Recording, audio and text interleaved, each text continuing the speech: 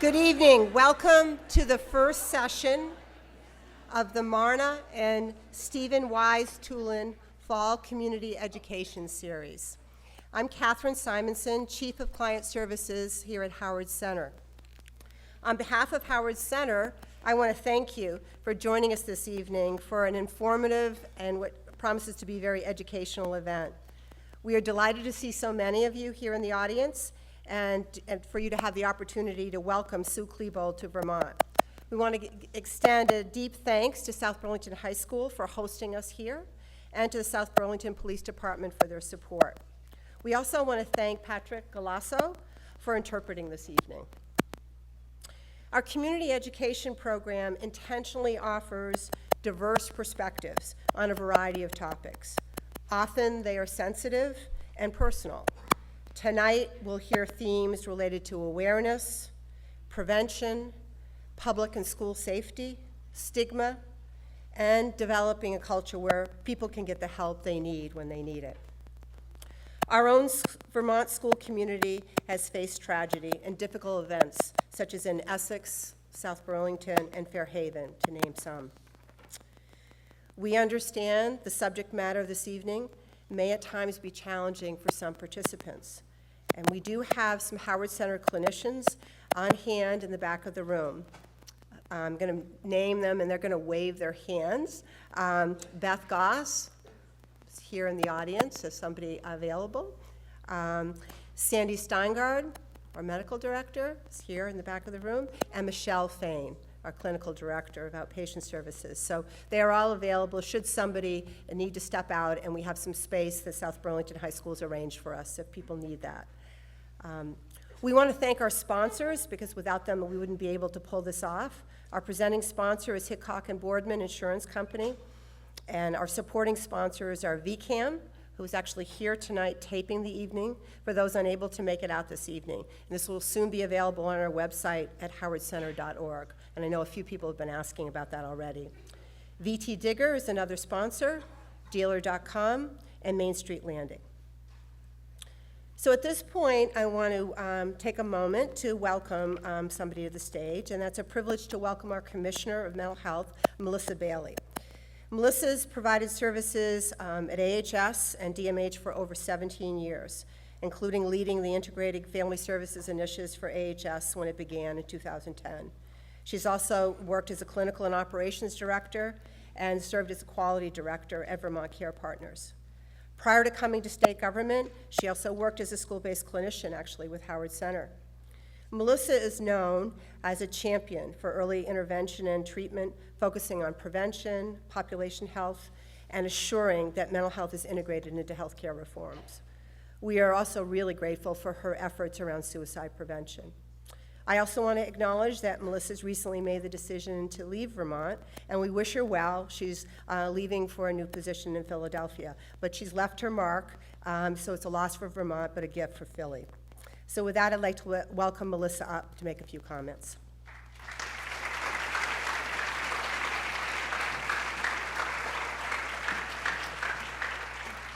So now I'm emotional, and that's not good. As most people know me well, I am an emotional person. So good evening, and welcome to this important night. My name is Melissa Bailey, and I am currently the Commissioner for the Department of Mental Health, and it's been a great honor to be the Commissioner. But it's my honor to be here tonight with you all and with Sue Klebold. I'd just like to take a few minutes to talk about the topic of school and community violence. In the current climate, where people are trying desperately to understand violence, the reasons behind school and community violence, including shootings, often mental health treatment is looked to as the sole solution to prevent violence. Violence is an act. It's a behavior that may be caused by many factors, internally and externally. It is also important to understand that mental health and behavior may be interrelated, but one is not the cause of the other. Addressing mental health alone is absolutely not the answer and should absolutely be part of the solution, both as prevention and as intervention. However, we do need a variety of approaches to address these concerning situations.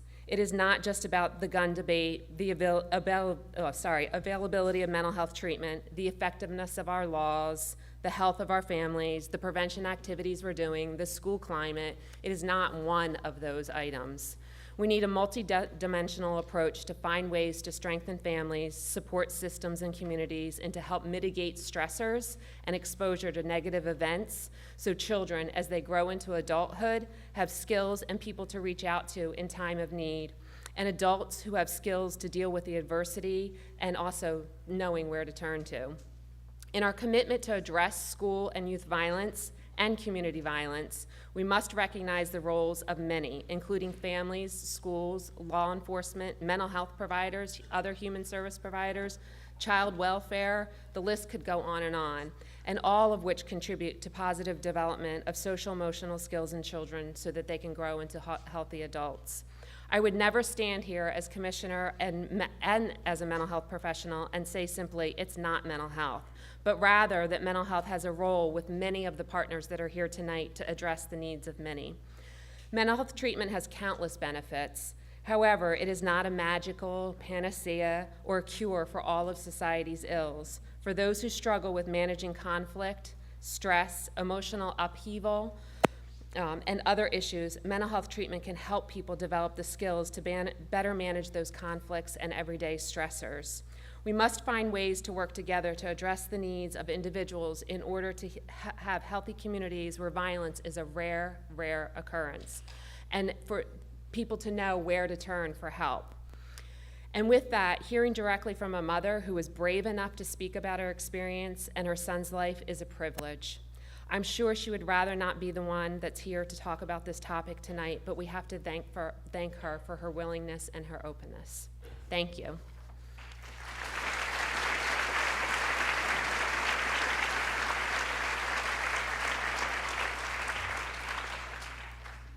Thank you, Melissa. With that, I now want to move to having the privilege of introducing tonight's speaker, author, mother, and advocate Sue Klebold. Sue is the mother of Dylan Klebold, one of the two students responsible for the Columbine High School shootings in 1999, almost 20 years ago. In the aftermath of the tragedy, Sue remained out of public eye while struggling with devastating grief and humiliation.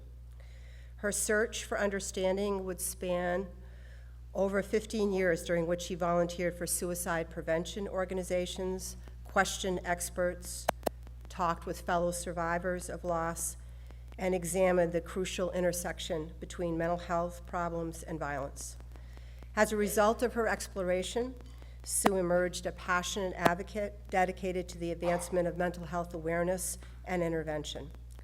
From her memoir, A Mother's Reckoning, Living in the Aftermath of Tragedy, Sue is donating all author profits to organizations that promote mental wellness, brain research, and suicide prevention. She continues her advocacy today through her writing, speaking, and service. Please join me in welcoming Sue Klebold.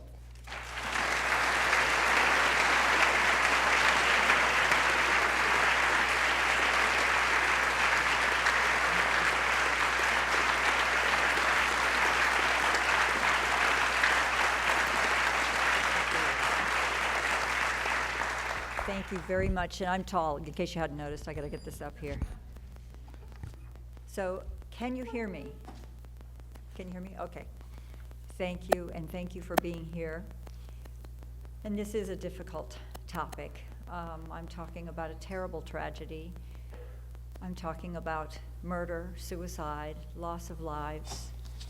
But I share this message and I talk about these things because I never ever want any community to go through what ours did. I never want any parent to go through what ours did. And in my heart of hearts, I wish that my son had had somebody who could see the pieces and fit them together and understand what was happening enough to intervene and save not only his life, but the lives of other people who were killed.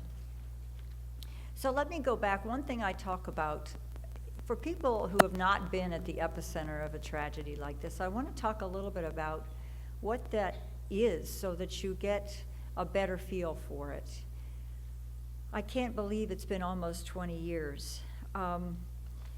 Dylan and Eric, his friend Eric, walked into Columbine High School on April 20th, 1999, with the intent of killing everyone in the school. And that was one of the few things that gave me comfort in the terrible days and hours after this event, to know that they had failed in that intent. They killed 12 students and a teacher, and they killed themselves. So on that day, 15 people died. And right from the beginning, in the community, there was conflict over whether to acknowledge that 13 people died because they were the true victims of the tragedy, or to acknowledge that 15 people had died, because we don't think of murderers and perpetrators as victims. In addition to that, they injured 24 other people. And I say 24 knowing that that isn't even the real number necessarily, because there were different counts. Different reports gave different counts. I always say 24 because I don't want to misrepresent it, but if someone goes to the hospital with a shrapnel injury, is that one of the 24? If someone goes to the hospital for post-traumatic stress, is that one of the 24? So I say 24, and I really don't know what the actual number is. Over the years since the shootings, I have become friends with one of the girls who was shot, Anne-Marie Hochhalter. She had a spinal cord injury, and she's in a wheelchair. She's a paraplegic. And when I'm with her, about every 5 or 10 minutes, she kind of does this. She doubles over in pain and tries to breathe like she's practicing Lamaze. For nearly 20 years, about every 10 minutes, she has spasms from the nerve damage in her back. She's had all kinds of treatments. They have never gotten this under control. So for people who sustain injuries, when we see these things on the news, we have this focus on people who are killed, and then it's kind of over. There are funerals, there are sorrows. But I wanted to give you a picture that it's much, much bigger than that. People who sustain injuries in shootings can, in some cases, have disabilities for the rest of their lives from that. They can have pain daily, minute by minute, for the rest of their lives. They can have a facial disfigurement that makes them into something that they have to be treated differently and live differently because of the way they look.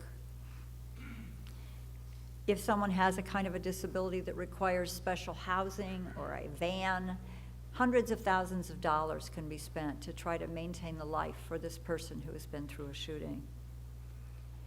In addition to the personal injuries, the psychological damage, a school was pretty much destroyed. Dylan and Eric went to Columbine High School, and it was a brand new, beautiful school. It had, it was a multi-million-dollar school.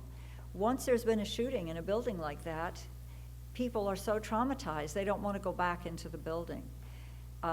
So there was this dilemma in the community of what do we do with this big, beautiful school when people don't want to use it anymore? Some people were very concerned that, very definitely saying that the parents of the shooters would be responsible and should replace the school. Even if I'd wanted to, I didn't have enough money to replace a school. The school district didn't have enough funds. You know how school districts are so strapped. They don't have enough funds to do many of the things they want to do. They weren't able to replace a building.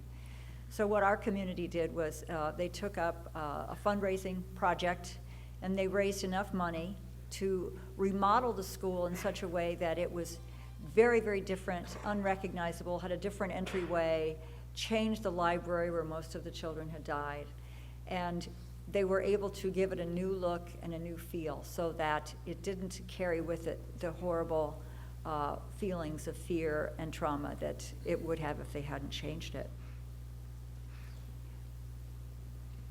A perpetrator of an event such as this, in Dylan's case certainly, had friends, and he had family who loved him.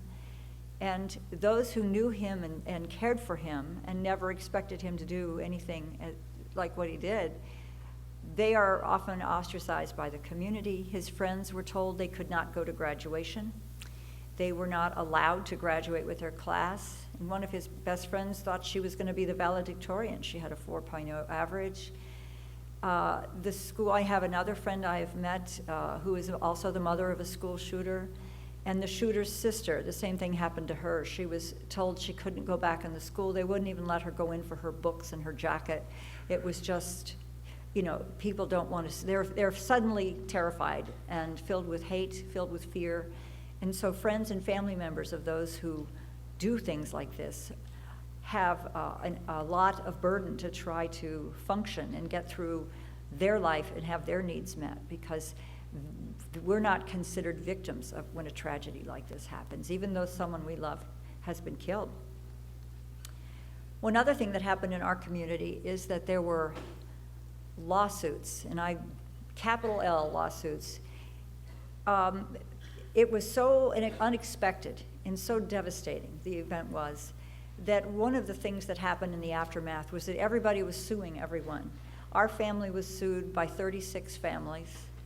And for 4 years after the shootings, that sort of hung over our heads, and I never knew if I was going to be bankrupt or lose my home. I remember we talked with a lawyer to find out if there was anything we could do, and there really wasn't. We just had to wait for this to happen. But there were other lawsuits as well. Our sheriff's department was sued because they were slow in getting to the teacher who died, and he bled to death. And the family of the teacher won a significantly large lawsuit. A pharmaceutical company was sued because Eric, my son's friend, had been on Luvox, a medication, and had abruptly taken himself off of it.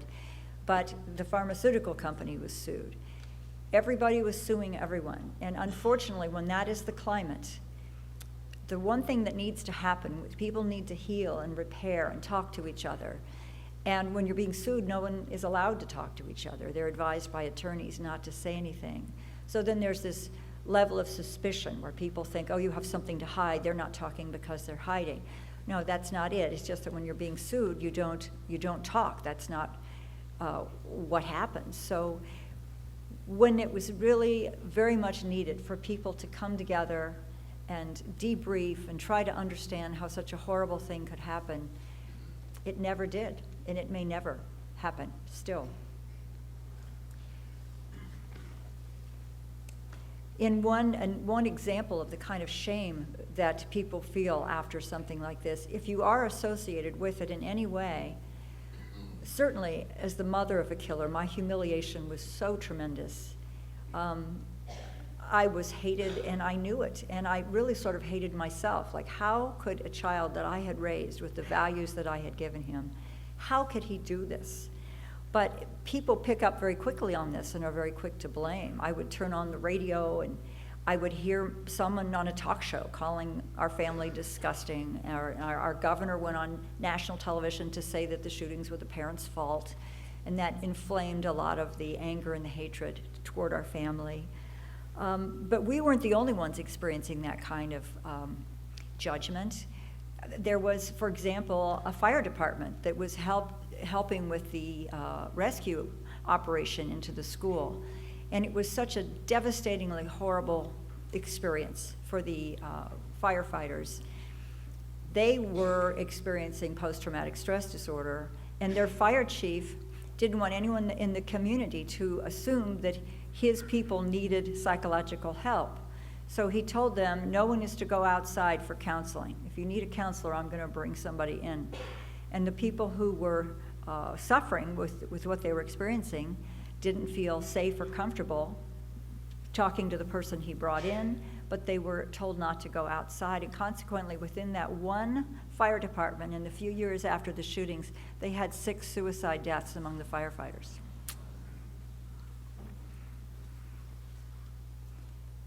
So when you see a shooting like this in the news, try to remember that this is a ripple effect. And it's just like the hurricanes, in Puerto Rico, where, yes, you might say that 16 people died as of this date, but there are repercussions that go on and on. People who are traumatized, people who got out of teaching because they could not face going back into a school again, people who changed their whole careers, or Dylan's friends, several of them ended up in psychiatric hospitalizations after this. They were so destroyed by being a part of an event like this. It shakes everything you know. It breaks your heart. And there is no easy way to get through it. It takes years. I personally have had years and years of therapy.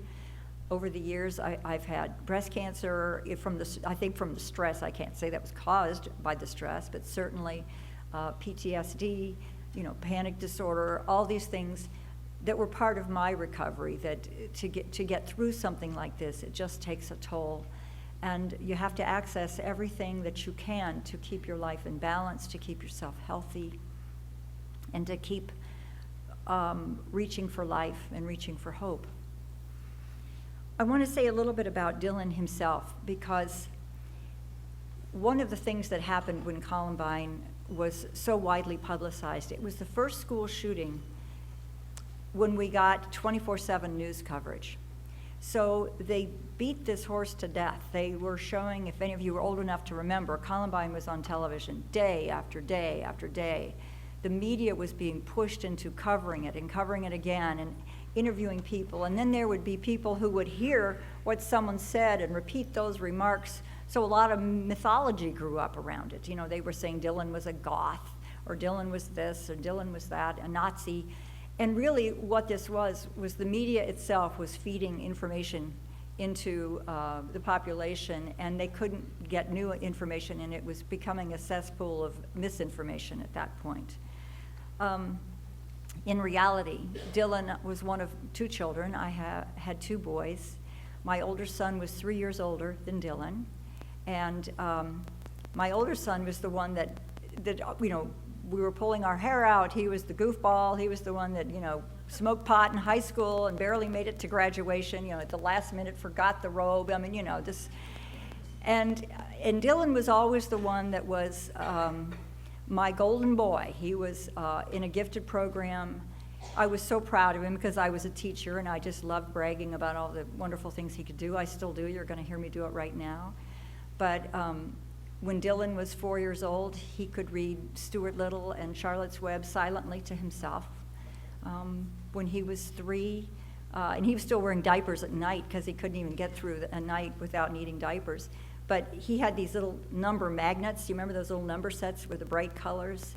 And he asked me, what the equal sign meant, and what the plus sign meant, and what the minus sign meant.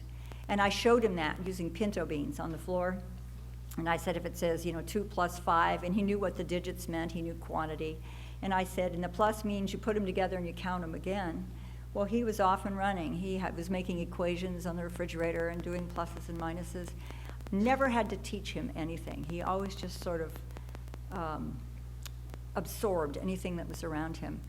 When you have a child like that, who seems to be good at everything, who seems to be in control, who wants to be self-reliant. At 10, he's asking me, how can I do my laundry? I want to do my own laundry. He was always my kid who just sort of managed his life. And one of the things that happens with children like that is we rely on their self-reliance. We rely on them to know what to do and how to care for themselves. And I think I was never really, and I know that as Dylan's life began to deteriorate, I didn't see it because in my mind, he was still the kid who could handle things and could manage his life. He had never had a diagnosed mental illness. He never had any kind of disability in terms, he did not receive any special services other than being in the gifted program. Any teacher he ever had, I always asked, how's he doing? He seemed to get along socially. He had friends. Our phone rang, boys and girls, all the way up till the night before his death. So, from my way of thinking, he was a successful child having a successful experience in school. Then we started having trouble a little bit in his junior year. As I look back on that now, one of the signs that something might be going wrong with your child, with a family member, is a change in behavior. And now I look back on this and I say, this is an example of a change in behavior. but I didn't see it as that, and I didn't know how to talk about it, how to ask what he was experiencing. But in junior year, he had this little spell of trouble. First, he got in trouble at school. He was in conflict with somebody. He perceived they were picking on him. Years later, he was accused of bullying someone else, but I heard stories that he was being bullied, and it's very likely that there was a situation where both things were going on. And bully victims are at a higher incidence of being suicidal. I know now, I didn't know then. But he went through trouble. He scratched a locker at school, and we got called in, and we talked to the principal. He and his friends, 2 other friends, hacked into the school computer system. And I think on Dylan's part, it was a pretty innocent thing. He and his friends were the school technicians. They were the ones that helped the teachers with the computers. And I think there was a lot of that was just the ability to say, hey, look what we could do. But one of the boys that Dylan knew did that hacking so that he could get a locker combination to leave a threatening note in a boy's locker because he didn't want this boy messing around with his girlfriend. That was really what happened. So all 3 boys were suspended. And we were concerned about that, and my husband asked if we could talk to the principal, and he would not see us. And I remember saying, you know, I don't support suspension. I think it makes kids more disconnected from school. But you know, I said, is there anything else you could do? And they said, no, we don't have a policy for this, so we're going to treat it as if he brought a weapon to school and he's suspended. All this cluster of things happening in junior year. The third thing that happened in junior year was he and Eric were out one night, and they found a van parked on a country road, and they broke into it, and they stole some electronic equipment. And my world just shattered. I mean, I got called by the sheriff's department, and, you know, Mrs. Harris is there, and I'm there, and everybody's crying, and, you know, how could you do this? And the police said that they would release them to their parents, and that they would be in a diversion program where they'd have counseling and anger management, and they'd watch drug levels. And I was so grateful that he hadn't gone to jail, and then years later I began to regret that he hadn't, because the jail program was very focused on personal development and care, and I kept thinking if he'd done that, maybe the worst wouldn't have happened. But all those things happened in a cluster, and I remember talking with Dylan and the counselor, his diversion counselor, and I said, I don't know what this means. Why is he in trouble? What does this have to do? And I said, do you think he needs counseling? And the counselor turned to Dylan and said, Dylan, do you think you need counseling? And I bet you can guess what a 17-year-old boy would answer to that question. No, I don't need counseling. And he said, I don't know why I did this. It was just an impulse, but I promise you I'm going to get my life in order and prove to you that I am fine. And I said, okay, you prove to me that you're fine, but if I think you need counseling, we're going to get counseling. So that was 14 months before he died, and from that point on, he really did get his act together. He went on with his high school, he got decent grades, he was in school plays, he did the lighting, the sound for the school plays. He had a job after school. He continued with friends. To my way of thinking, he was showing to us that his behavior was under control. He was under control. One question I get asked, and from the beginning, this was the most painful question, was, how could you not know? And what I have learned from meeting other people who have lost loved ones to suicide is that about half of us know. Many of us struggle with our kids, and the kids struggle, and we know they're struggling, and we get them to the therapy, and we get them, you know, they're on medication, they're in special ed, they're whatever we can do to help them, we do it. And sometimes still, it's not enough, and we lose them. But about half of us have no idea, and that's where I fell. I had no clue. And toward the end of Dylan's senior year, just a few weeks before graduation, we were called into a teacher's meeting because they said his grades are slipping. And at that meeting, we talked with 2 teachers. The math teacher said, Dylan is sleeping in his calculus class, and he's just not acting, he just doesn't act like the other kids. And, you know, I'm like, what do you mean? What do you mean? He said, I don't know, he's immature, and he sleeps in class. He said, these kids are all college bound. They don't sleep in class. And then the English teacher was talking with us and said that he had gotten behind in his assignments, but he'd caught up. Oh, and by the way, he wrote this paper, and this paper is dark, and it's really disturbing. And she didn't have it with her, but I said, you know, we asked to see it, and she didn't have it, and I said, what do you, my husband said, is this something we should be concerned about? And she said, no, I don't think so. But she said, I'll ask the school counselor and see what the counselor thinks. So she evidently, and I forgot about it, honestly. I asked Dylan if I could see the paper, and we got busy. And I had said to her, if you'll call us if you think something's wrong. And she said, yes. I never heard anything, and it just went by the wayside. The paper, I didn't see it till months after his death, and he had described witnessing a murder. And I don't believe, if any teacher had seen that, nowadays, that they would not be concerned about it. She was concerned, but there was nothing in place. There was no threat assessment in those days. There weren't suicide prevention programs in those days. There was just this paper.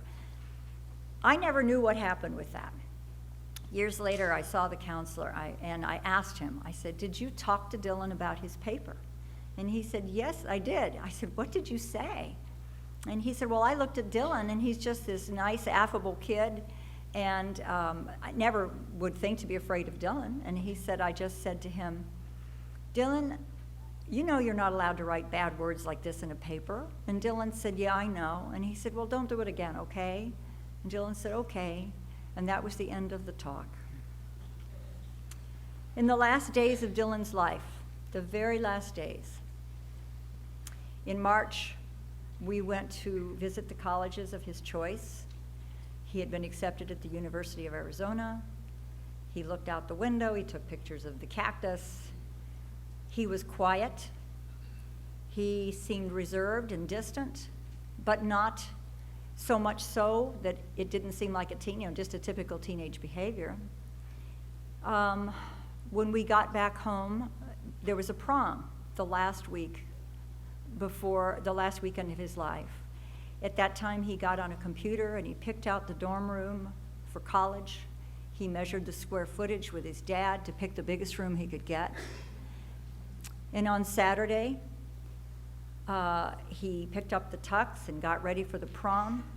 He came home that morning about 4:30, and he said to me, thank you for paying for this thing. I've had the best time I've ever had in my life.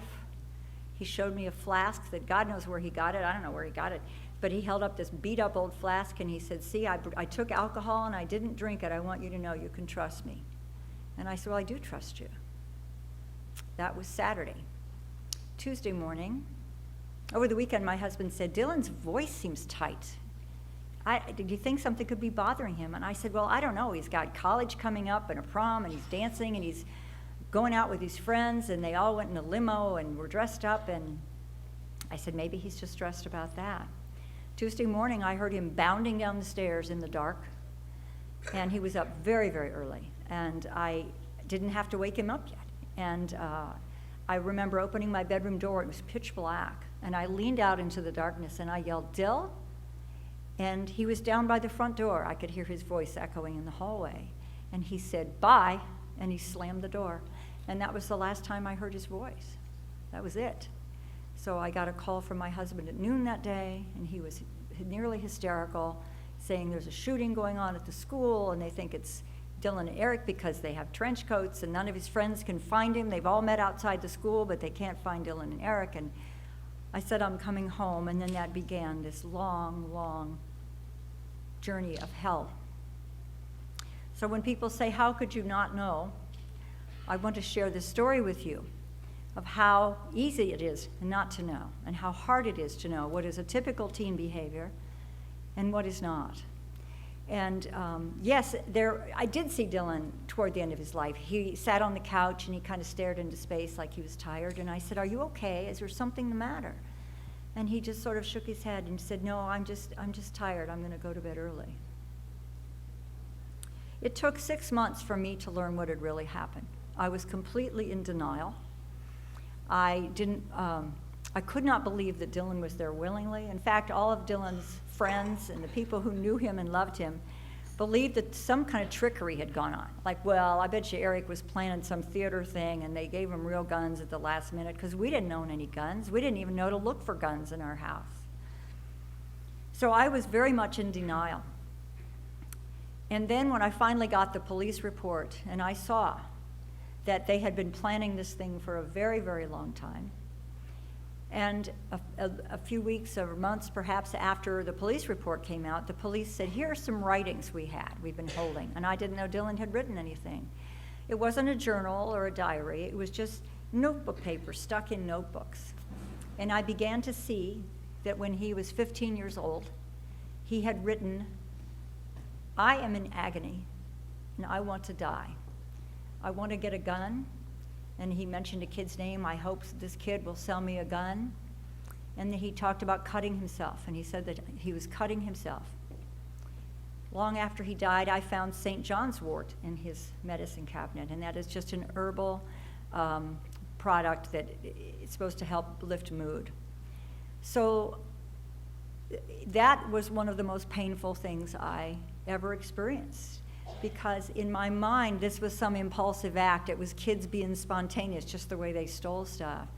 But it showed me that for 2 years before this happened, he was struggling and he was suffering and he was already he was suicidal at that time. Which says to all of us, when things like this can happen, there is time to intervene. If we are able to figure out that someone is struggling, there is an opportunity for us to do something. So the question is, and one more point I wanted to make, that suicide, about 78% of school shooters, the FBI has determined, are suicidal at the time of shooting. So it is my thesis, my theory, that if we can help kids and help prevent suicides, we can also decrease homicides. I think that this is one of the most important things we can do. But the likelihood of a mass shooting is 1 in millions. But the likelihood that someone you know, someone next to you, is suffering, is struggling with thoughts that are poisonous and difficult, that is a much, much different number. One of the reports I read said that 15% of high school kids in this country report that they have made a suicide plan in the last year. Most of them won't carry it out, but do not underestimate how much people we love suffer. And the belief that our love is protective, and if we love them enough, they won't do anything to hurt themselves, is a false sense of security.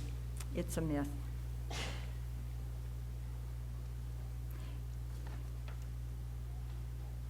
These are the things that I wish I'd known, that I did not do.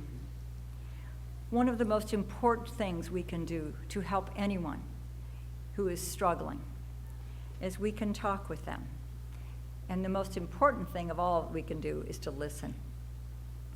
My greatest regret as a mother is that I did not shut up and listen. Shut up and listen more.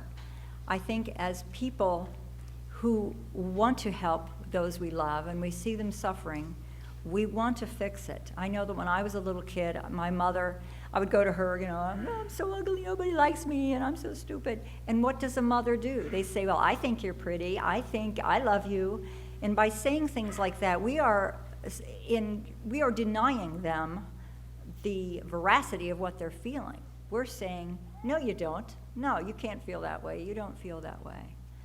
So one of the messages that I have come to learn in all these years of reading about suicide and mental wellness is the importance of listening. And it is not, and as parents, don't jump to trying to help someone feel better.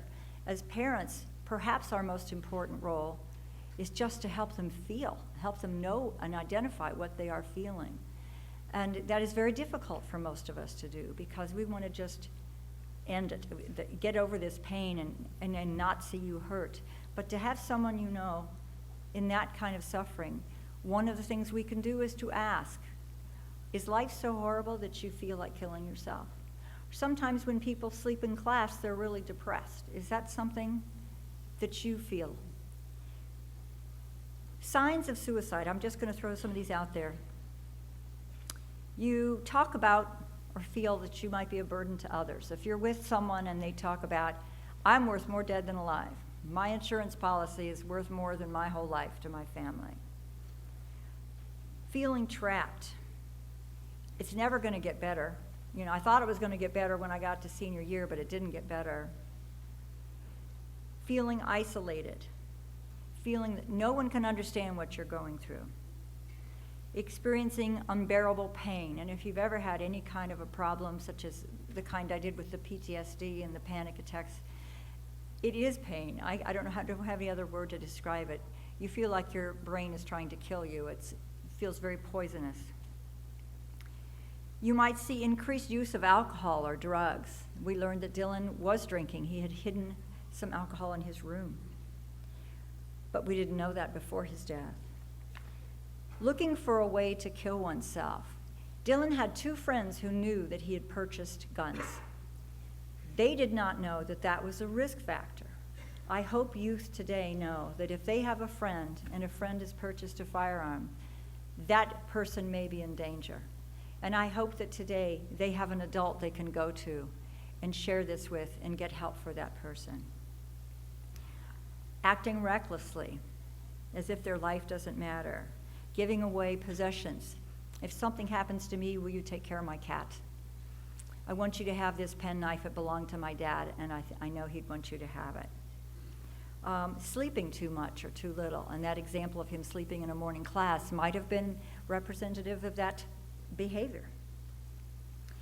And in young males especially, depression can show up as anger, rage, and aggression. And certainly Dylan and Eric were filled with rage. They had bullying experiences in the school. I had even caught one of them on film. He came home from school one day with his shirt spots, ketchup all over it. And apparently there had been an incident that day where kids were shoving him around and calling him fags, and none of their friends were there to rescue them or to observe this. And I think that was one of the things that bonded them together into this horrible synergy that they created, and to seek revenge. You'll notice that these signs of suicide are not always observable behaviors. If you're talking about dying or writing about, if you're talking about dying, you could also be writing about dying, and this is what Dylan did. He wrote about those things, but he didn't talk about them. There was a Parents Magazine quiz that I remember taking after Dylan died. I was constantly trying to reassure myself that I was a good mom, because I felt like the greatest failure in the entire world. I was in a doctor's office, and they had this magazine quiz, and it said, "Are you an ethical parent?" And I got all the answers right except one. And that question was, you are in your kid's room, and you find a diary, and it's locked, and you find a key. Do you unlock the diary, or do you respect the kid's privacy? The correct answer was you respect the kid's privacy.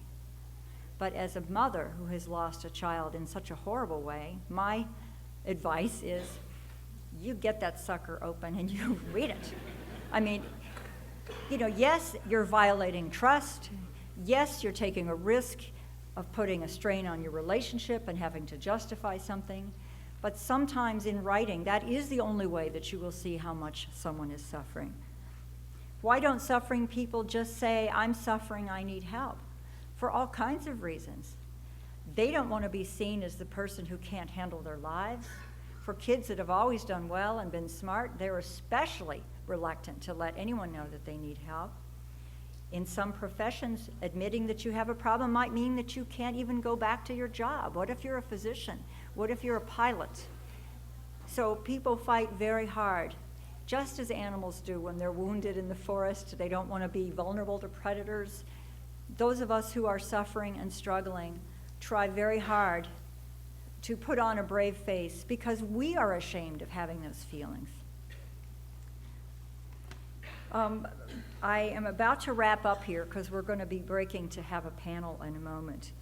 But if someone you know is struggling, the most important thing you can do with them is to talk to them privately, listen to their story, and I think the 3 best words you can say when someone is talking is, tell me more. Just tell me more about that. Because it is not, remember, it's not our job to try to fix it. It is our job to help them identify what they are feeling. And for most people, it is a myth that if we talk about suicide, we might cause someone to die by suicide. There is no research that supports that. All the research says if you bring up the S word and you talk about it, it is a great relief to somebody who is struggling. And just being able to vocalize that is a step toward a life-saving gesture. It is okay to ask someone if they're suicidal, and it's such a difficult question for us to ask. And that's why I recommend that every single citizen, everybody, should have a mental health first aid course. They're very easy to get. They're often offered for free in communities. Sometimes they're paid for through the mental health organizations. And I think everyone should have a suicide prevention class or workshop of some kind. Some of them are only 4 hours long. Safe Talk, Assist, QPR, because people die and the numbers are going up. And before we can refer into a mental health system that is itself trying to make itself better, the first thing that has to happen is if people are not going to be able to help themselves or don't recognize that they're in a crisis, those of us who love them need to have those skills and need to be able to connect them to a resource and say, let's call the suicide hotline, the National Suicide Hotline, 1-800-273-TALK. It's free, it's 24/7. Let's chat. Let's go to that chat line. So if you don't want to talk to somebody, you can at least have a conversation online.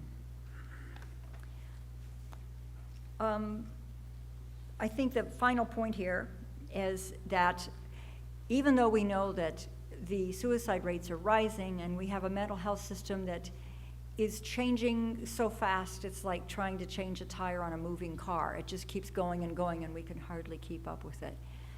One of the most important things we can do is establish a mindset that is positive. If we do a Chicken Little thing and go around and go, oh my gosh, the rates are rising, we're all dying, that actually makes the problem worse. We are normalizing suicide. We are saying, like on the news, they'll say that we want to know the cause of that suicide. Well, it's because his wife left him. No, it is not because. Those are triggering factors that may add to an already distressed person's life and their situation. But we can't oversimplify this. But we can save people by simply asking the question, giving them an opportunity to talk, letting them know we care, being there for them, connecting them with resources. That is something that we can do. Yes, we're scared we might fail, but isn't it better to try? So that's all I have to say. And I think we're going to go transition to a panel now. So thank you so much.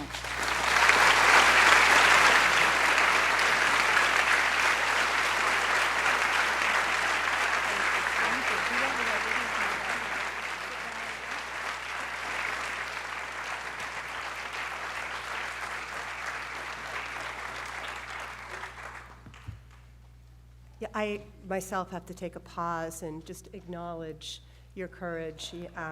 As I listened to you, Sue, I was struck by none of us, and you certainly spoke to it eloquently, can erase the tragedy of what happened at Columbine in 1999.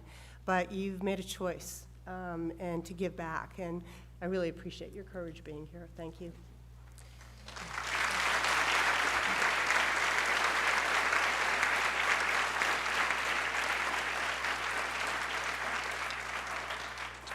So at this point, I want to introduce the moderator of our panel, and then the panelists will come up. Charlotte McCorkel is tonight's moderator, and she's a licensed clinical social worker with Howard Center, has been with us for 10 years. She is currently the project director of integration and oversees our crisis, our intake, and our disaster response programs. Charlotte also serves on a number of community teams related to improving access to care and prevention and quality. She's worked in inpatient and community-based settings with both youth and adults, and she's passionate about suicide prevention, intervention, assessment, and post-tragedy responses. The suicide prevention booklet in your folder this evening was largely authored by Charlotte. So at this point, I'd like to welcome Charlotte McCorkel to make a few remarks. Come on in. The panel can come up now, too. That'd be great.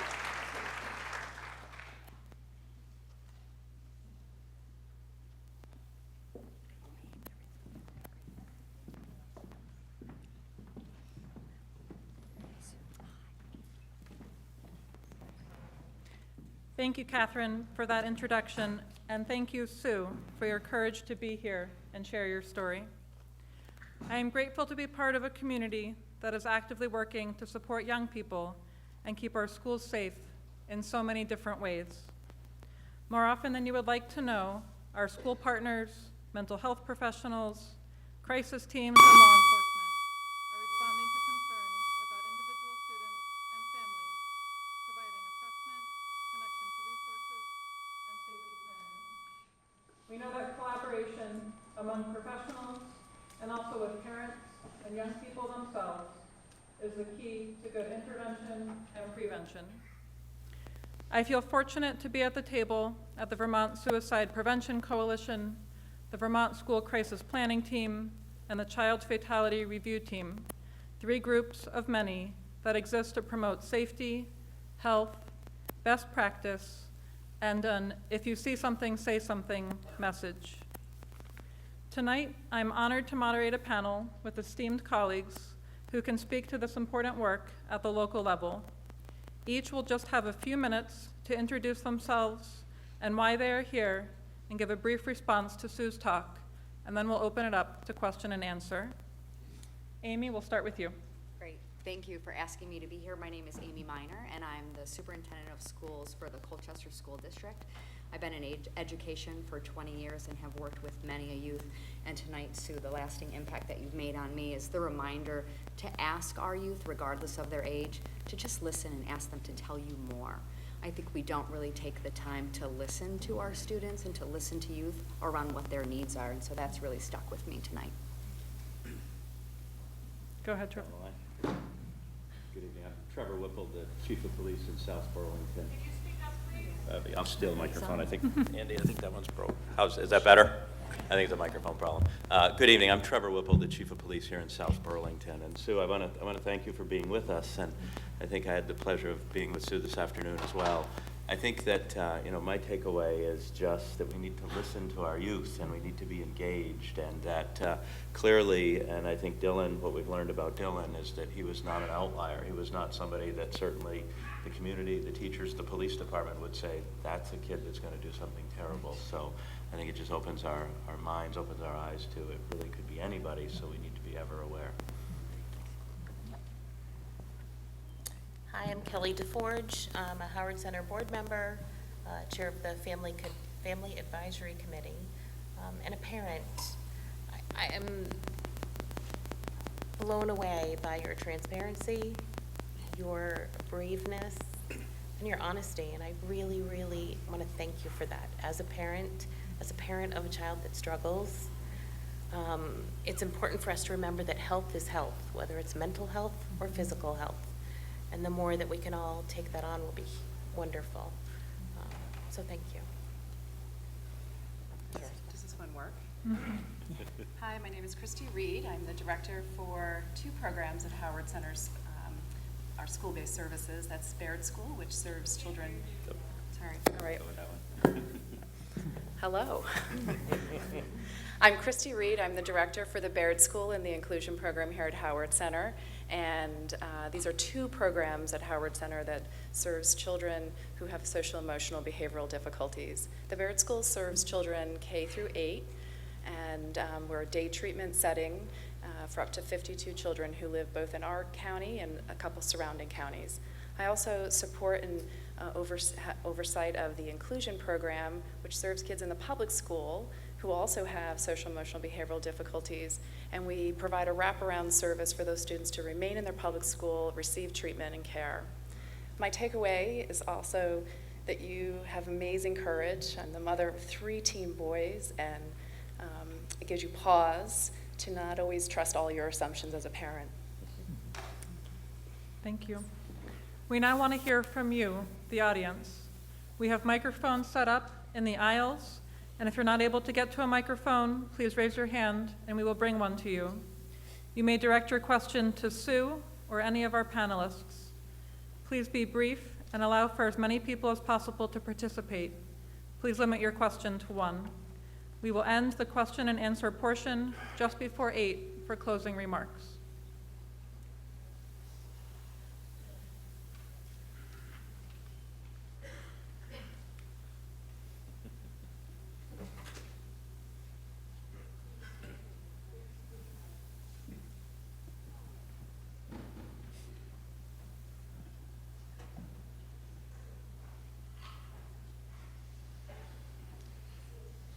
So this question is directed to Sue. I certainly, my takeaway is listening more and trying to fix or expect a bright kid to have it all that they have it all together, because it's not necessarily always the case. So my question to you is, how much do you feel some of Dylan's feeling different or not fitting in or not belonging? Obviously, he had lots of friends, but some feelings underneath might have been different. Was related to his being maybe different, being the gifted, and I learned today by doing some reading that he was in the gifted program.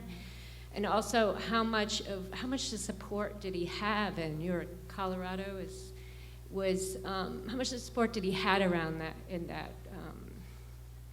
How much were his needs met academically and just socially and emotionally in a school district? See if this works. Yeah, it does. Okay. Dylan was in the program until 6th grade. And by 6th grade, he was already beginning to hate the fact that he was singled out to be in this program. So that system, I think, failed for him. As I look back, I wish there hadn't been a program like that. And I was one of the mothers that was, as we all were back then, my kid's gifted, oh, I'm so excited, we're going to have him in the gifted program. I mean, I was really obnoxious about that. And I see now what folly that was. But by the time he finished 6th grade, he was beginning to get very self-conscious. He could not stand being in the special program. By the time he got to junior high, he wanted to be invisible and fade away. His grades became average. They suggested that he go to the high school for math class, and he said absolutely not. And we went in to talk about alternatives, and they created a geometry course or let him go to geometry. So in his case, he never wanted to stand out. It was a horrible thing. He was so self-conscious. And having him in a program that did single him out, I think, was harmful for him. He also entered school a year early, and he was taller than everybody else. So everybody expected him to act older than he was, and he was immature. But he faked it really well. So, but I think he felt a lot of, he was very, very shy. And I think identifying him as anything that was recognizable or labelable was damaging to him. Thank you.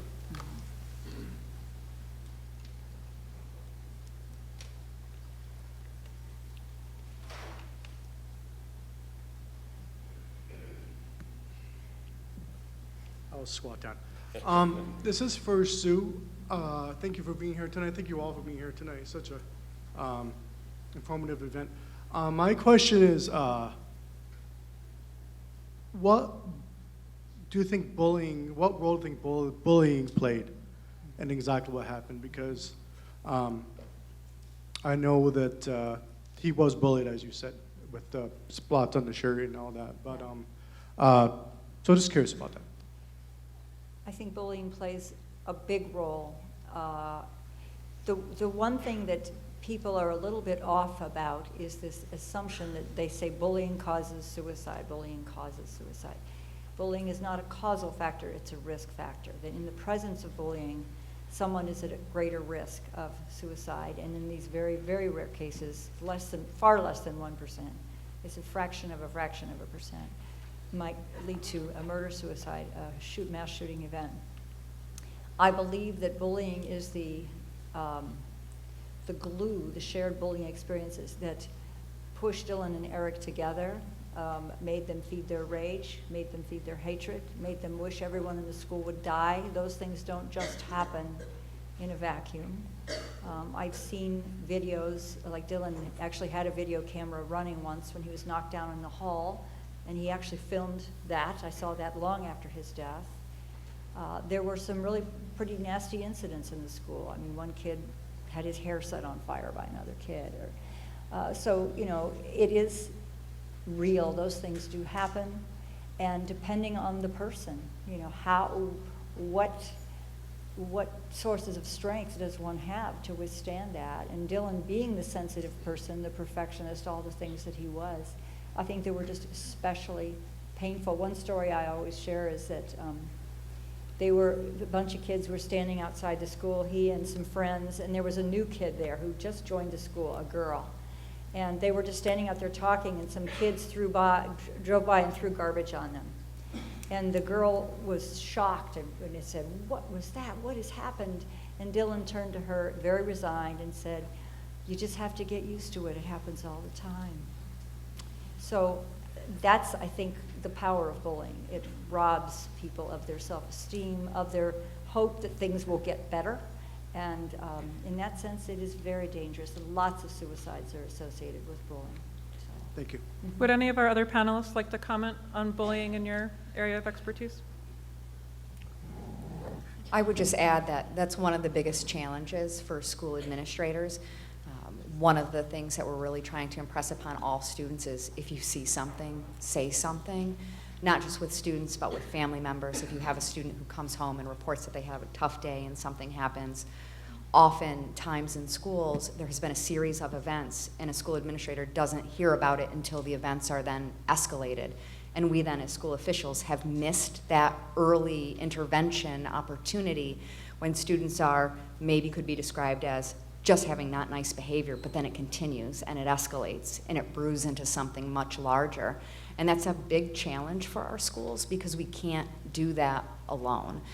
We've done a lot of training over the last several years connected to hazing, harassment, and bullying, and I think that's something that we still have work to do, but we are going to rely on our communities and especially our students. When you're uncomfortable at school, we need our students to speak up and say something for themselves or for one of their peers.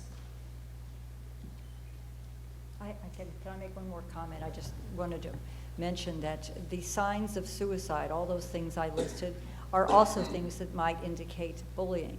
But the difference is if there is some kind of property damage, such as the stained shirt with the ketchup, a dented car, a scratched locker, if there is some kind of damage to something the person owns, the missing jacket, along with these pieces, there's very likely some bullying going on and intervention is needed. Thank you. You have a question here? I do. My question is for Kristie and Amy, though it's prompted by a comment I'd like to make to Sue. I'm a college administrator, a former dean of students, and have been working for a long time with students who have mental illness. And Sue, when I read your book a couple of years ago, one of the things that struck me was what you talked about tonight, Dylan's plans to go to college. And I thought he was just a few months away from being on a campus where someone like me would be responsible for him. And I've been really haunted by that observation. And I'm grateful to you for writing a book that has really challenged me to think about my work so deeply. And my question, I guess, for Kristie and for Amy is about the transition of students who are really struggling with emotional and mental health issues, going from a high school setting where they're known, where they're supported or known, surrounded by family, to a college campus where they are maybe trying to carve a new identity for themselves, but still bringing with them a lot of the challenges that they have. And how do you see in the roles that you have that helping make that transition so that when those students get to college, they have a fighting chance of succeeding, or even perhaps taking a year or two off from college to deal with their emotional and mental health issues before coming to campus into the pressure cooker that is college life? I don't transition, I don't work with students who are transitioning to college. Amy, you probably could address that, and then I could just talk about transitions in general for children and how we approach that for children who are specifically struggling with social emotional issues. It's a really important time in a teenager's life, and that transition is one of the largest transitions that they will make. And it's really challenging not only for the students, but for the families. And so once they become an adult and they enter college, that freshman year is challenging not only for the parent, because you then don't have that same level of communication with the institution that your child might be studying at. So in our high school, our guidance counselors are doing a really great job of educating not only families of students that we know are currently struggling, but also with the students around, all right, when you get to campus, these are the areas that you can ask for and reach out for help. And we've been working towards giving parents some tools. If your student is going away from home and not staying in a local area, what are some tips for you as a parent that might now have a child that's 3 hours away, 6 hours away, or all the way across the country, so that you can make sure you're still in touch and checking in, and that your student now has those strong support systems. If you're a parent of one of those students, the first thing that I would do before you and your child picks that institution is to really question that institution around what supports does that institution have in place to ensure that your child will not only have the supports, but feel comfortable accessing them. And that might mean that that first 2 weeks of school you want to go, and you want to go to those supports with your child so that they feel comfortable in doing that. I will also just add to your question, one of the things that we've been seeing, I would say the last 5 years, is a large group of students who are really struggling that maybe we didn't see 10 years ago. And I would describe those students as students that have been pushed to strive for perfection. The student that has been pushed to apply to 18 colleges. They've been pushed to strive to apply to every Ivy school. And if anything, less than a 4.0 is maybe not acceptable. I think that's something also as a society that we need to reflect on, and how much we are pushing our youth to be whatever that definition of perfect is. Of course, I have a huge challenge with that word, because I just don't want our youth to feel like there is something that is perfect. All of us are unique, and that's what makes us all special. And then I'll just address transitions from high school from middle school. Really, it's about connecting kids in advance of the transition, and that's something that we really focus on for kids with social emotional difficulties, that before they go, they've already known somebody, they've met with people, they've toured places, and then lastly, that they always know they can come back to visit the people who have worked with them for a really long time. That's essential for our students. We have many, many kids who return with their parents, alone.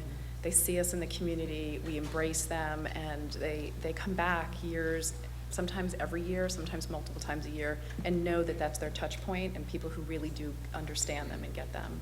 It's essential. Thank you all. Thank you so much for being here. Thank you, Sue, for your amazing clarity and presence. I've been in the mental health field for over 40 years, and pursuing a doctorate. 11 years ago, I started looking at childhood bullying, and I finished up 2 years ago and shifted to adults. I looked at the interaction between mindfulness, narcissism, and bullying. Mindfulness has many, many benefits. I don't want to talk about that. Even 11 years ago, something occurred to me, and I wonder about your opinions. Bullying is so easy to do, it's so devastating for many, and so traumatic for many. I think we need to try everything to prevent and address it. And what occurred to me, which I've given a lot of thought to, and talked to a senior psychologist who had to be convinced first. I think I would like to see, and I'd like your opinions, I haven't talked publicly about it before. I think that there's a strong possibility of harnessing the power of peer pressure in a positive direction. I'd like to see teasing and bullying come to be regarded by the population, by kids of any age, as we now look at smoking as much differently than when I was young. Not just accepted, but sort of a crazy self-destructive thing. Racist jokes used to be accepted, much less now. So I'd like to see bullying in the schools, especially, be appropriately stigmatized. Victims have a lot of difficulty. They don't have a lot of choice when somebody is targeted. It's very hard for that to get diverted. We need all the help we can get. Perpetrators have more choice, so that if, say, in the halls, peers witness some aggression, social aggression, I'd like to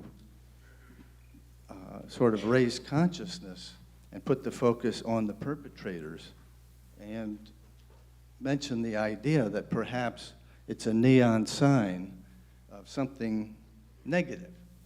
Let me be blunt, defective or not good with the perpetrator, so that eventually it'll be common knowledge that if you are teasing, if you're bullying, if you're pushing any of these things that can be very destructive, I'd like to see kids wondering and asking and criticizing to some extent. What's wrong with you? What is it about you that you have to carry out your pain, your aggression on these people? You know, you're mentioning looks, you're mentioning voice, whatever it is.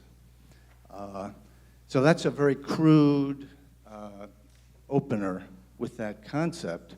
The psychologist that I consulted is a developer of the workplace and the school bully surveys. And at first he said, well, you don't want to bully the bullies.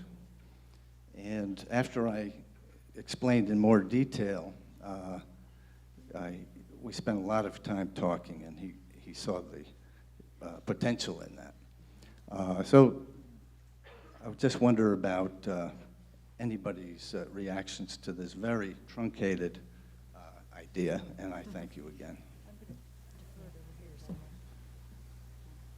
I would just respond by saying every adult in a school has the responsibility to educate our students around what appropriate behavior is, and then our administrators across the state, we need to have a swift response based on the behavior to show that what the child did was not okay, and then to figure out the child that had the inappropriate behavior, what do they need to make sure that they're not going to engage in that type of behavior again.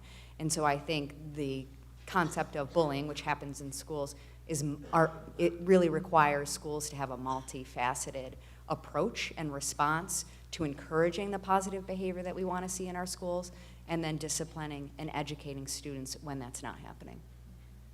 Thank you. Go ahead.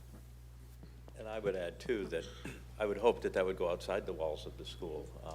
I know that our school resource officers work regularly within the school building with school staff and administrators, but also to carry that message home. And as parents are engaging with their children, with the students at home, continuing to send that same message, because I think if we as a community in all facets of our community can continue to, as the gentleman so eloquently said, just turn this on its head and make it the bullying be the stigma and the scourge that we're trying to fight in all parts of our community.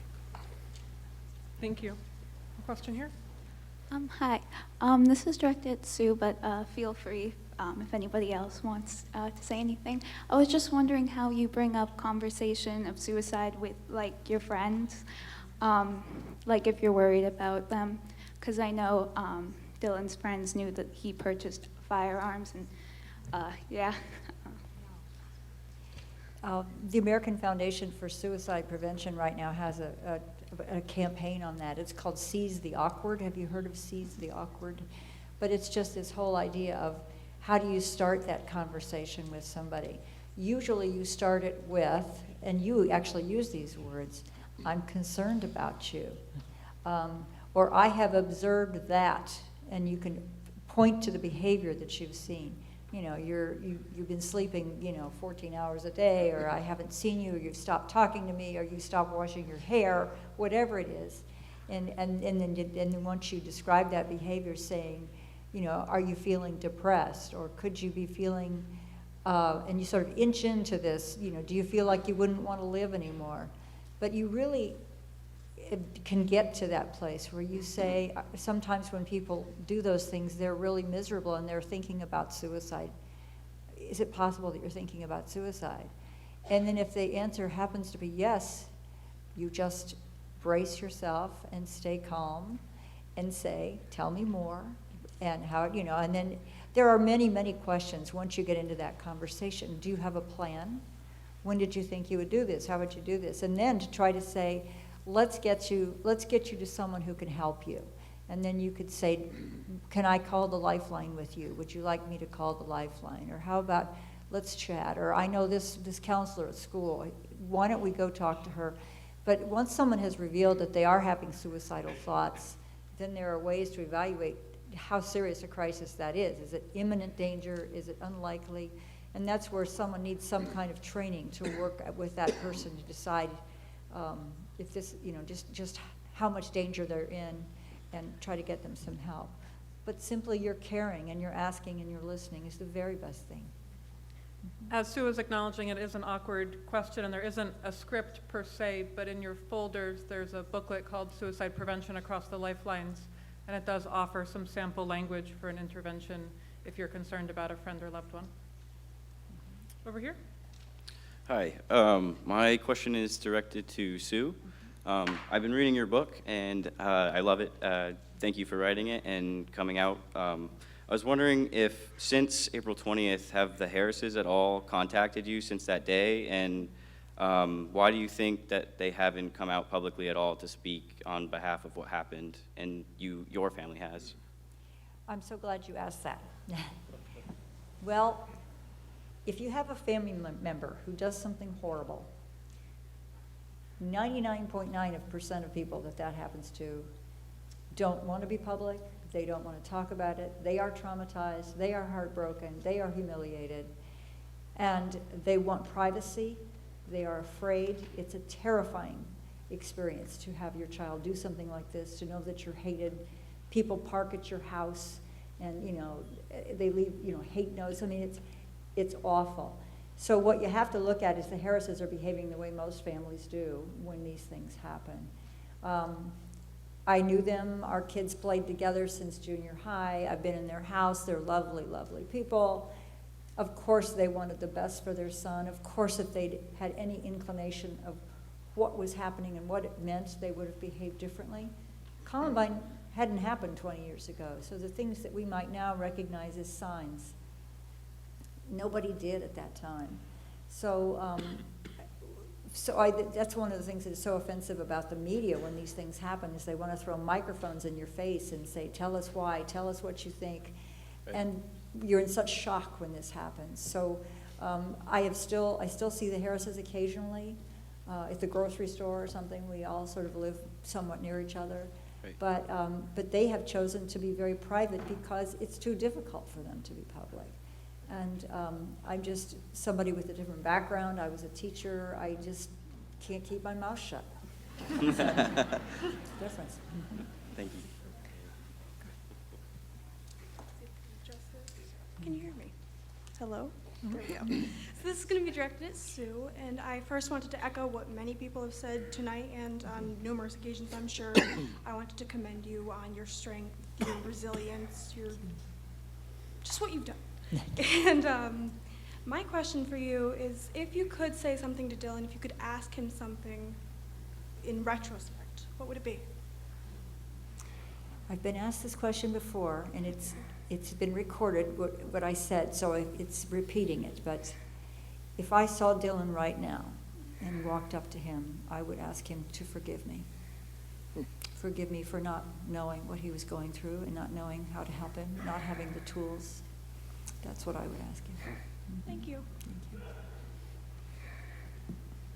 So again, thank you, and thank you everybody. So I kind of want to ask a general, kind of open question. So I've had a close family member who's worked in a school for a long time, and I currently work at a school through a mental health agency. And I connected with a lot of things that you said, Sue, including when you mentioned that suspension, you didn't think it really helps. And I kind of agree with that. So I kind of wanted to ask, like, what can we do in our school systems? Because I find that there kind of is a lot of frustration built up just from the way that the school system is designed, because the kids now are the generation that is, like, they don't sit, they're hyperactive, and then we put them for 8 hours a day sitting, just sitting, and some kids are not meant to go to university. They're going to be a better car mechanic. So university or college is not the best choice for everybody either, but that's kind of the path we're given when we're kids. So I agreed with what you said about the suspension, and then now working in schools, I see that the bullying is still there, but it's also in the adults. It's also in the people, not always just school employees, but just in adults in general, and other work environments I've been in as well. So to me, that's all been very interesting. And so I just wanted to open that up and see if anybody had any comments on that. Because there does seem to be a lot of frustration and just from the schools in general. And to me, that's been interesting, one, hearing about it, growing up in the schools, and then now going back to the schools. Thank you. Amy, do you want to start, and then we'll move to Kristie? Sure. So I have two thoughts that come to mind to answer your question. The first is around the culture that we want to create in our schools. And so specifically in Colchester, one of the things that we're striving for and that we want to be known for is relationships. And I think we're really trying to develop systems so that our schools feel smaller for students, and ensuring that every student in every single school building has at least one adult that they can confide in regardless of the issue. You can't teach kids you don't know, and you certainly cannot identify kids that are struggling if you don't know them.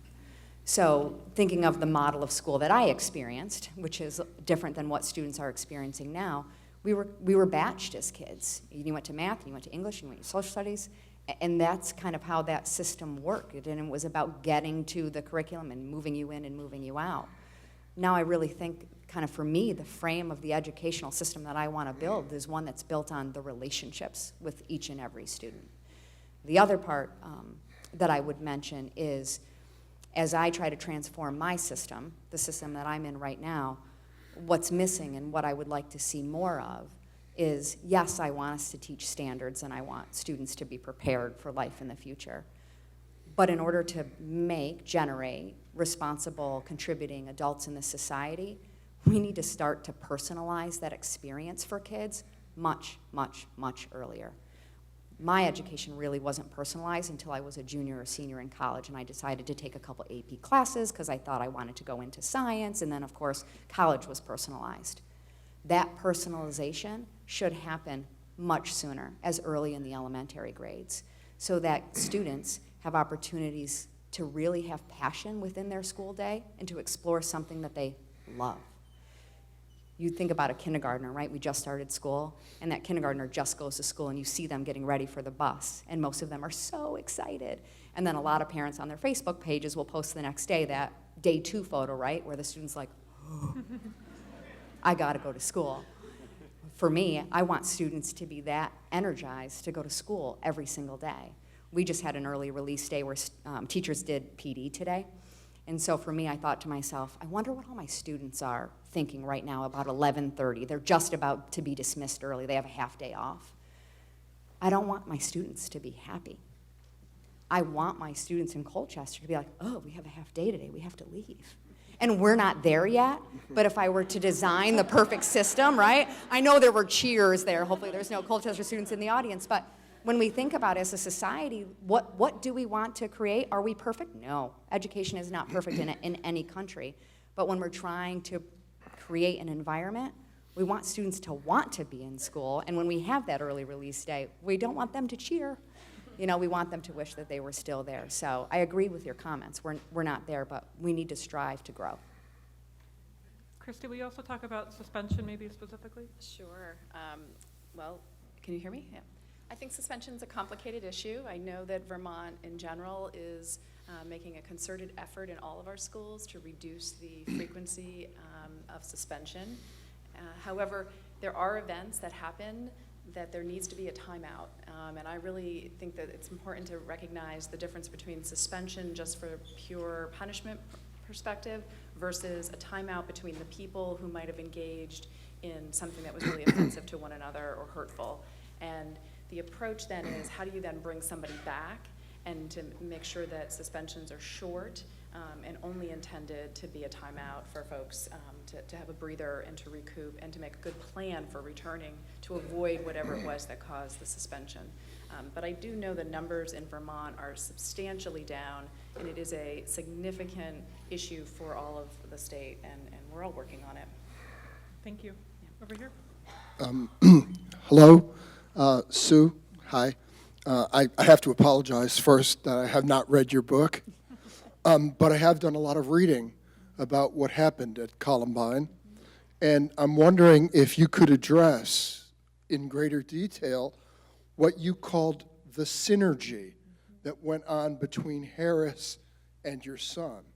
And I'm especially interested in the connection between the fact that this took place on April 20th, Hitler's birthday, which was a deliberate effort on the part, I think, of Harris to create a kind of commemorative event that linked what they were doing in Columbine to the National Socialist Party.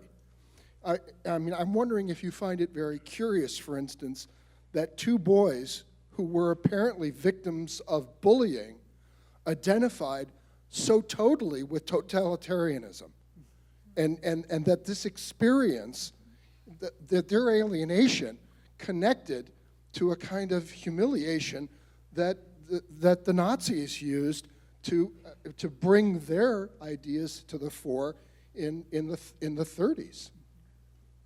I think we have to be careful not to read too much into what happened. For example, I mentioned earlier that there were stories, there were myths and all this stuff. I asked Nate, one of Dylan's best friend, what's all this Nazi stuff? What is that? And they said, it just started as a joke when they were bowling once. Somebody did a Heil Hitler, and people laughed. These are kids. They do stupid things. Dylan had a little communist star on his boot, and people made a really big deal about that, his being a communist. The parents of his other good friend got him that as a gift when they went to Russia. The guy was a professor, and they were youth leaders in their church. They got these, it gave them to some of the kids to have as a gift. Dylan wore it on his shoe because he didn't want to pin it on his clothes. It didn't mean anything. I mean, I don't think it really did. Dylan's writings before he died were focused on love and girlfriends, and he had this huge crush on some girl that really literally never knew he existed because the FBI interviewed her after the shootings, and he had written pages and pages about her, even fantasizing that they could have a double suicide together. She had no idea. There is nothing in any of his writings anywhere that is discussing these issues. Whether these things took place online secretly or whether they existed at all is under question. Eric, I don't know as much about Eric's story. I know that his website that he created, that one of the mothers of one of the boys knew about, was terrifyingly graphic. It was just, to look at that from the drawings and the writings, you would have to know that this person something was really wrong with this person. I don't think really, if the kids that knew these kids would say, like Dylan, one of his friends said, he's a pacifist. These kids, a lot has been built up to try to explain what they were doing based on projections of the way some people feel. So I don't have any evidence to support any of those suppositions. It could be true, but I have no evidence to support any of that. Okay, thanks. I'm really bad with microphones. Well, I really wanted to take the opportunity to say thank you, Sue, and I am doing what I am doing in a large part because of your book. I had just started out in the mental health career when I read it, and it got me right on track to work in suicide prevention, and you also helped me be a better mother to my son who was going through some dark stuff at the time. And I went right home and tore his room apart and read everything I could. Got his password, figured out his password, and luckily didn't find anything that scared me too much. But it's been a few years with him, and I still listen. I hear you, and your advice and all that. So that's all good. My question, and then, okay, so that's that. And my question is about school shootings, because I was right about 10 minutes away from Parkland on Valentine's Day this year. And that just, my thought first went out to you. I just thought of you instantly when that happened, and I'm still really emotional about it. It was really, really hard just to even be in the neighborhood where it was happening.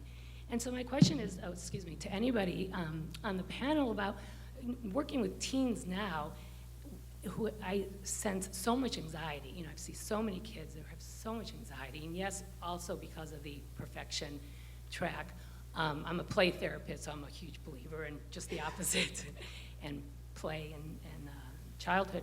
But how do we help these children overcome this fear of going to school? I mean, I know if I was in school right now in high school, I would be worried about it, pretty much every day. Like, am I gonna ever leave? Am I walking into a death trap here? Or is it addressed in school? Is it like suicide, where if you talk about it, it makes it worse? You get more suicides, or if you know someone who has died by suicide, your chances increase for yourself. So how does that work with schools and anxiety and school shootings? And do you bring it up? Is it talked about in schools?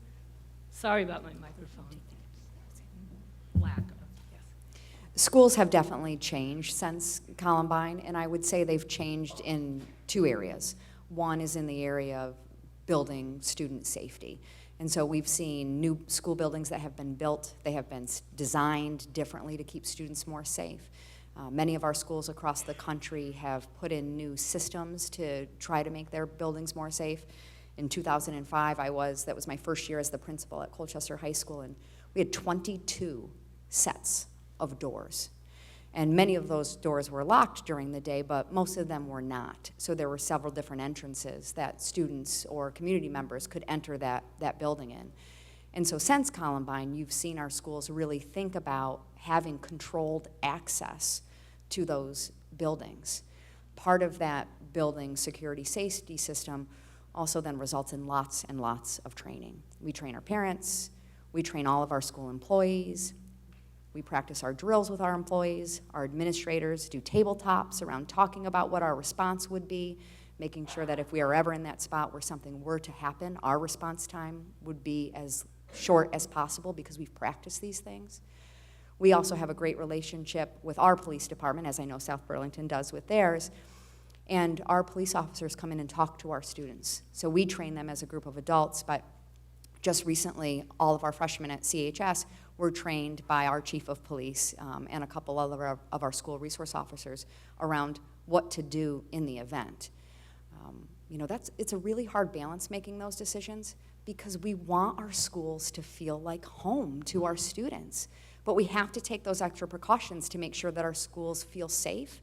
And so part of that balance in creating a safe infrastructure, but then also having our students be trained, is those relationships that we build with our students. So we have lots of systems where we identify students that might be in need, but speaking to a little bit of part of the building and keeping the building safe, that's just one of the things that we do. And I would speak to here, and you witnessed, well, some of it. Some was not in play because this is an open public forum, but here in South Burlington, and as you said, across the nation, is that we're hardening the access points to the buildings, and that's a delicate balance because we don't want students to feel like they're entering a correctional center.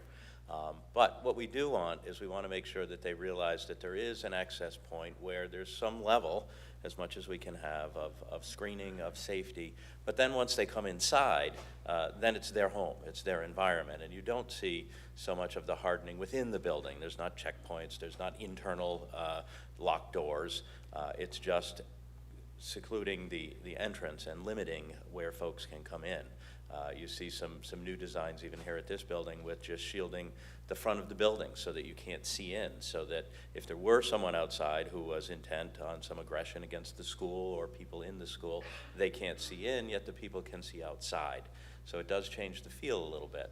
I am proud, and I know that Colchester has the same, and in Vermont we've done a pretty good job of embedding school resource officers in the school, and not as, it is not our intention to have them be armed security.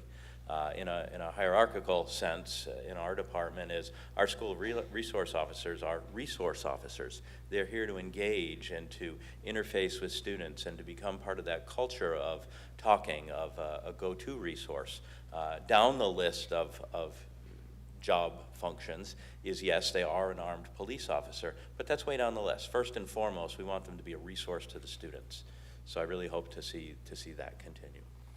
Part of the training that we also do with our students is for them to think about this not necessarily in a school setting. Okay, you think about society and all of the tragic events that have happened across the country.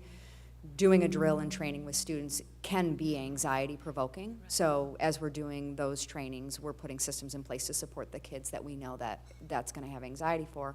But I also think some of the topics that we talk about when we train students are applicable for when they go to the mall, for when they go to the theater. And it's an unfortunate thing that is what we are now training our students on, but I think it's one of the things that we need to do to protect all human beings, regardless of the setting that you might be in. Yes, thank you, and thank you for all that you all do. Thank you. Hi, Sue, I actually have a question for you. Thanks so much for being here, and I read, honestly, I've read like the first few chapters of your book, and the first chapter really I remember very well. Wow. But I guess my question is, I don't know if you've gotten into this yet much, but I'm curious about the night before April 20th, April 19th, and what Dylan's behavior was like at all that night. And if I could just sneak in like one other one, I'm more curious, did he have trouble? It sounds like that letter he didn't, but did he have trouble with empathy ever? Like, if he saw like a sad movie, would he not cry? Or I hope that's not an insulting question, but it doesn't sound like it. It sounds like it was at all. But I'm particularly interested in that first question. Sure. I'll let you. So the first question was about the night before the shootings. Right. I had read somewhere, and I'm trying to remember where, that the intended day of the shootings was supposed to be Monday, but it ended up being Tuesday. No, I believe that's true. I can't remember my own sources on that. Dylan went to school Monday, and I was at work, and my husband worked out of our house, so he was always there. Dylan went out for dinner that night. I hardly saw him, is the answer to that question. And he said that night, I'd like to go out for dinner tonight. It's Monday. And I said, oh, what's the occasion? And I said, where are you going? He said, we're going to go to the Outback and have steaks. And I said, well, that's really nice. I said, what's the occasion? And he said, well, Eric's got some coupons. We thought we'd just go out. Now I'm thinking, oh, here he is, a college senior wanting to go out for dinner with his friend. Isn't that nice? So, but what that really did was the two of them were planning, and he was avoiding contact with us. But, what I saw was a kid that, was making plans to be with his friend. He was getting ready to graduate. He'd never gone out for dinner like that on a school night. But really, that was them putting their last-minute plans in place. And you asked me a second question, and I'm so sorry, I can't remember what it was. No, it's totally fine. I was wondering if he had any trouble with empathizing throughout his life. Right. Dylan wasn't a real effusive guy, but he wasn't flat either. The only time I ever saw him cry, the last time I saw him cry, was in junior high. I never saw him cry in high school. But then I don't think I ever saw my other son cry in high school either. But I do remember in junior high him having a tough day, and he came home, and I wrote about that, about him putting stuffed toys all over him and crying. And So, you know, I can't tell you, he was just an average kind person. Like, he would stop and help somebody if they ran out of gas, and he would go get them a can of gas, or he would help his friends if they got in an accident and would run and go get their parents or something. So from his friends' perspective, I had several of his friends say he was like a brother to me. You know, he was wonderful. He wasn't a girl. He wasn't as, you know, let's talk about our feelings. He didn't do that. But it's hard to answer just how, you know, effusive, empathetic he really was. I do have the feeling at the end of his life he was very shut down. He was so quiet, and he didn't, you know, it was hard to get him to talk. But he still could crack jokes and be funny and make me fall off the chair. And so I've been with a lot of families with a lot of teenage boys, and what I saw was pretty much the way their kids acted. Yeah. Did he, like, go to bed early at all that night, or did he, like, do something different? He went up to his room after dinner and, you know, said he had stuff to do. The phone rang for him a couple times, and he had a phone in his room, so I didn't get it. So it was just one of those evenings where I didn't even see him, you know. It was just, I met him at the door, and I asked him, I said, what'd you have for dinner? And he looked at me and went, steak? You know, like, we went to the Outback. What do you think we had? So, you know, so he just sort of went up to his room, talked on the phone. I was not picking up vibes that anything was really noteworthy that I needed to watch for. We'll take the last question here. Sure. This is for the whole panel. I have a question regarding parents of bullies or mean girls, and bringing that awareness to those parents that may not be aware that their child is the bully or the perpetrator, how to get out of that mindset that maybe their child isn't the perfect child that they think they are, and that getting away from that idea of, well, that would never be my child, they would never behave like that, when in reality that they are. And, you know, something I've dealt with personally with my own children, seeing them suffer, and so many times have I wanted to call those parents of those children and just say, you know what, you have no idea what my child's suffering, going through right now, and you need to be aware of that. But of course I never did. So wondering how you might go about handling that and bringing that awareness to those parents. Kelly, do you want to talk a little bit from the parent perspective about?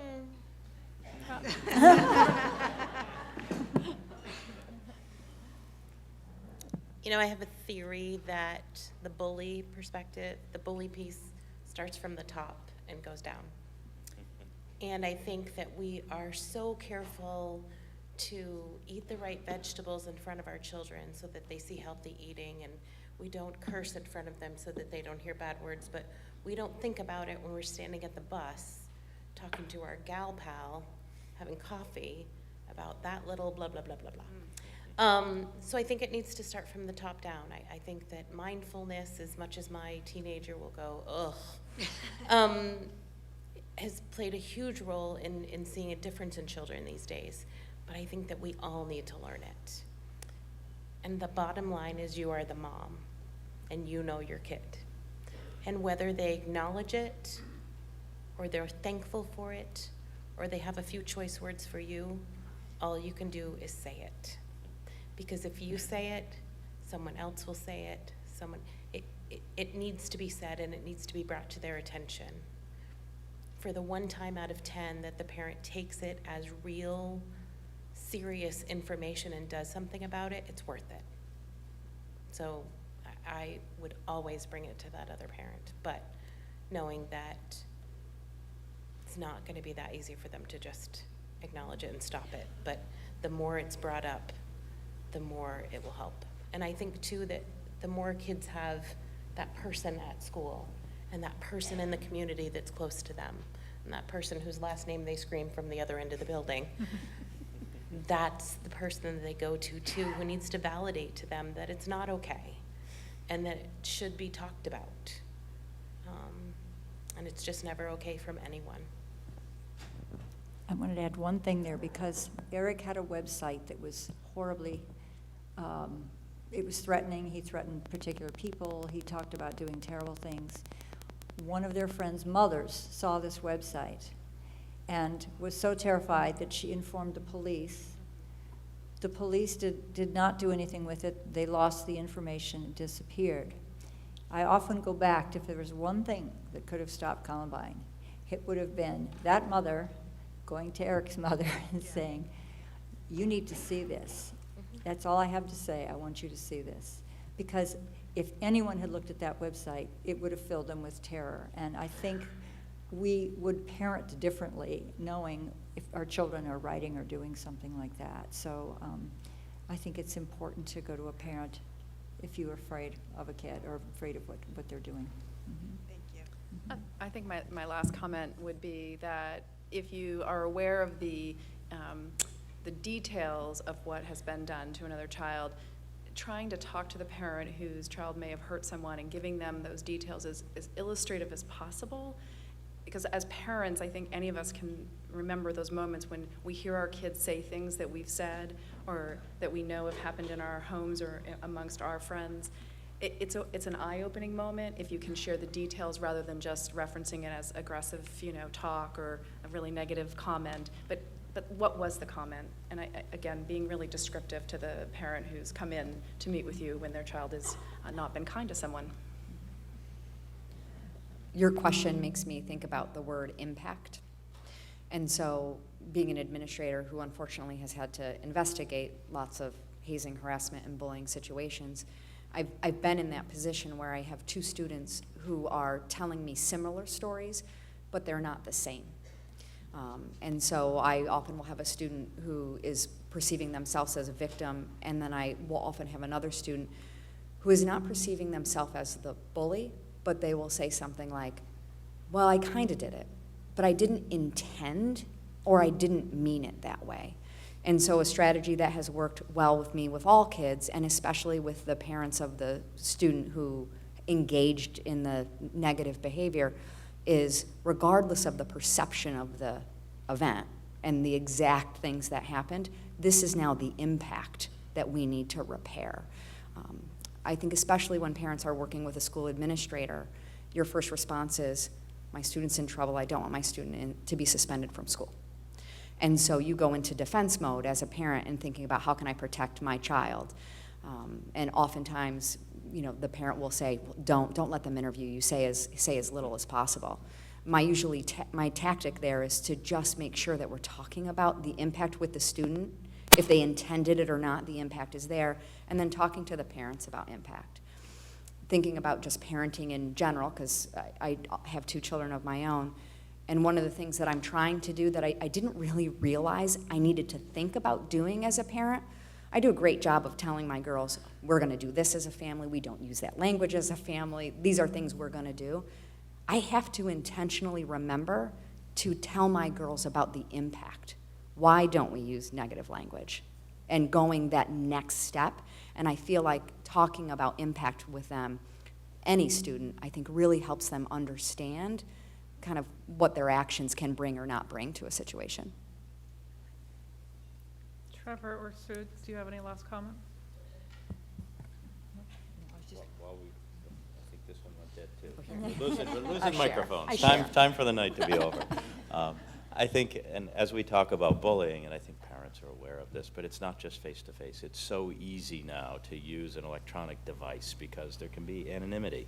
There's not instant impact. You don't see the impact. You're shielded from that. You can say hurtful, hateful things. So I think as a parent, my daughter is way beyond this, thank goodness, but as a parent, be aware of what your kids are doing, or if your child says they're bullied, if they've been bullied electronically by social media or something, that may at least help start the conversation to say, see what happened, see what my child has been exposed to.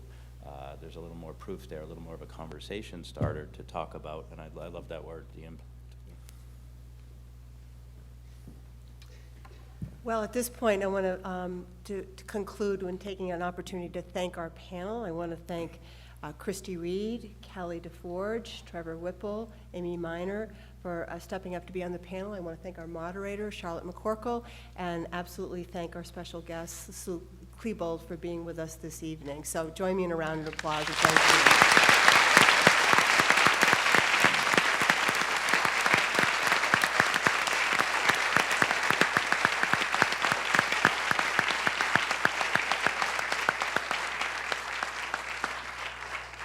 So in your folder that you were handed to when you came in this evening, there's a wealth of public mental health materials. I encourage you to check them out. And if you find the interest and want some more, please don't hesitate to contact Howard Center if you'd like more copies. You'll also find in your folder a feedback form. Please take the time to complete it and drop it at the desk on your way out. We actually do use your feedback to help inform future continuing ed events in our community ed series.